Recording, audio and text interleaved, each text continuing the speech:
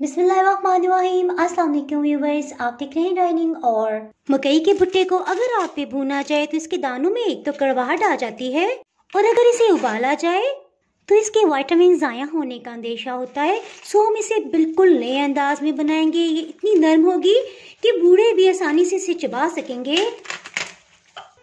अगर मेरी वीडियोस अच्छी लगी तो लाल सब्सक्राइब को क्लिक कर दे, साथ में ये जो बेल का आइकॉन है इसको क्लिक कर दे।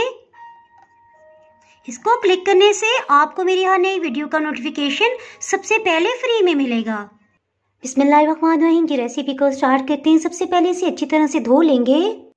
इसके ऊपर की सतह पे ये जो बाल हैं इनको अलग कर लेंगे। इसके लिए बटर पेपर लेंगे। मकई के भुट्टे को इस तरह से इसके अंदर फोल्ड कर देंगे। इसी तरह से दोनों को रैप कर देंगे।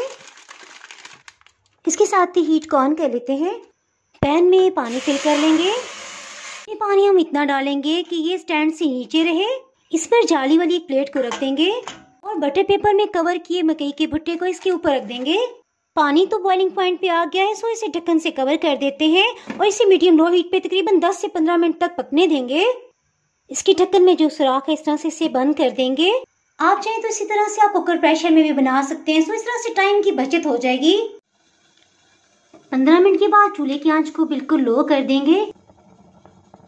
2.25 घंटे हो चुके हैं, इसे चेक कर लेते हैं। इसी तरह स्टीम में अगर कुकर प्रेशर में आप गलाते हैं तो तकरीबन 40 से 45 मिनट लग सकते हैं। इस दौरान में 2 दफ़ा पानी चेक कर लीजिएगा, जरूरत हो तो डाल लें। ये मैं आपको दिखाती हूँ। देखिए दाने कितनी अच्छी तरह से गल चुके हैं। ये बहुत गर्म है। ये देखिए मैं आपको दिखाती हूँ, दूध जैसे बिल्कुल नरम दाने हैं। देखिए बिल्कुल टूट फूट गया है। इस पर ढेर सारा चाट मसाला लगाएंगे। ढेर सारा चाट मसाला इस पे लगाएंगे। हल्का हल्का लीमू को प्रेस करते जाएंगे जिससे इसका जूस निकलता आएगा। स्टीम कुक करने की वजह से इसकी ग़िज़ायत इसके अंदर ही महफूज रहेगी और इसके विटामिन्स महफूज रहेंगे। आपने ये ज़रूर ट्राई करना, इंशाल्लाह आपको बहुत ही पसंद आने वाली। इसके साथ ही जनाब, अगर आप मेरे चैनल पर नए हैं और चैनल को अभी तक सब्सक्राइब नहीं किया तो फटाफट से सब्सक्राइब कर दें। बेल आइकन प्रेस करना बहुत ही ज़रूरी है। इसके बाहर आपको मेरी नई अपलोड होने वाली वीडियो का नोटिफिकेशन नहीं मिल पाएगा।